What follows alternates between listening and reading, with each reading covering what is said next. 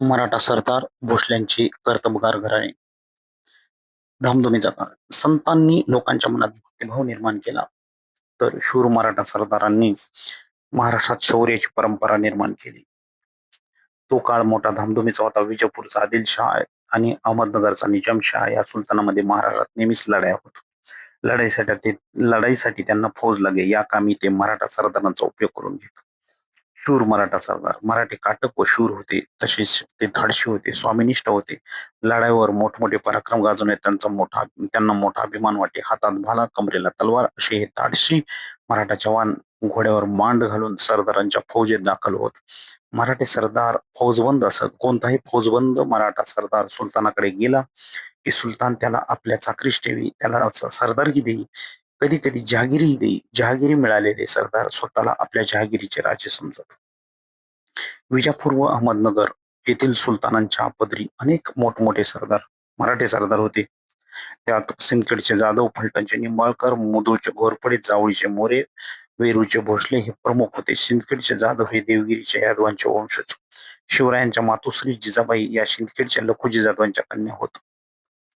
शौर्याची परंपरा. हे सारे सरदार शूरवीर होते, पण त्यांच्यापैकी अनेकांचे आपसात हाडवैर असे. स्वकीयांसाठी एक होऊन काहीतरी करावे अशी दृष्टी त्यांना नव्हती. त्यामुळे त्यांचे शौर्य त्यावेळी परक्यांच्या उपयोगी पडत असे. पण असे असले तरी महाराष्ट्रातील हजारो तरुणांना त्यांनी पराक्रमाची गोडी लावली. त्यांनी अनेक पराक्रमी वीर निर्माण केले. मराठी सरदारांनी महाराष्ट्रात शौर्य जीवन ठेवले.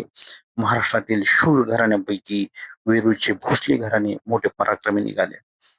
घृष्णेश्वराचे मंदिर सुमारे 400 वर्षापूर्वीची गोष्ट आहे. वेरूळच्या लेण्यांमधील घृष्णेश्वराचे सुंदर मंदिर मोडकळीस आले होते.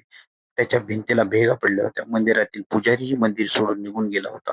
एवढे महान दैवत पण कोण अवकाळ आली होती त्या मंदिरावर. त्या मंदिराकडे पाहून भक्तांना हळहळ वाटे. येणारे जाणारेही हळहळत, ओसास सोडत. पण त्याच्या त्याच्या दुरुस्तीचा विचार कोण करतो? त्या पडक्या मंदिरात एक शिवभक्त नित्य नियमाने येत असे. शिवाच्या पिंडीवर बेलफूल वाहत असे.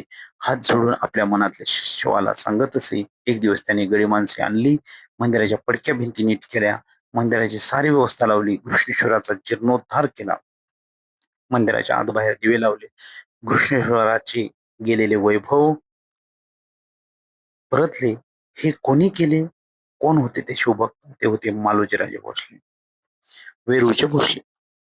वेरूळगावचे पाटील मालोजीराजे भोसले हे थोर शिवभक्त होते. विठोजीराजे त्यांचे धाकटे भाऊ. वेरूळच्या बाबाजीराजे भोसल्यांची ही मुले. वेरूळगावचे पाटील की बाबा